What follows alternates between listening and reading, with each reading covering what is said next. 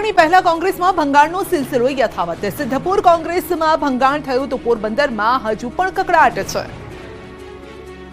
લોકસભા ચૂંટણીની ઘડીઓ ગણાઈ રહી છે તે પૂર્વે જ રાજકીય ગતિવિધિ તેજ બની છે। મોટાભાગના જિલ્લામાં કોંગ્રેસ તૂટી રહી છે ત્યારે પાટણ કોંગ્રેસમાં પણ મોટું ગાબડું પડ્યું। કોંગ્રેસના વર્ષો જૂના કાર્યકરો કોંગ્રેસનો હાથ છોડીને ભાજપમાં જોડાઈ કેસરીઓ ધારણ કરી રહ્યા છે। 200 થી વધુ કોંગી કાર્યકરોએ ભાજપનો ખેસ ધારણ કરી લેતા કોંગ્રેસમાં સોપો પડી ગયો। સિદ્ધપુર વિધાનસભા મત વિસ્તારમાં સરપંચો, પૂર્વ સરપંચો તેમજ સરસ્વતી તાલુકા કોંગ્રેસ પક્ષના પૂર્વ પ્રમુખ સહિત 200 થી વધુ કોંગી કાર્યકરોએ કેસરિયા કર્યા।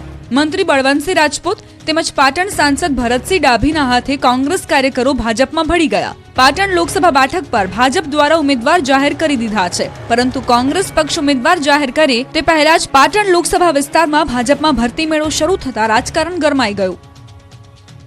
આ તરફ પોરબંદરથી દિગ્ગજ કોંગ્રેસી નેતા અર્જુન મોઢવાડિયાના કેસરિયા થયા બાદ પોરબંદર જિલ્લા કોંગ્રેસમાં ખળભળાટ મચી ગયો। મોઢવાડિયાની કોંગ્રેસથી જે રીતે નારાજગી હતી તેવી જ નારાજગી હવે પોરબંદર જિલ્લા કોંગ્રેસમાં જોવા મળી।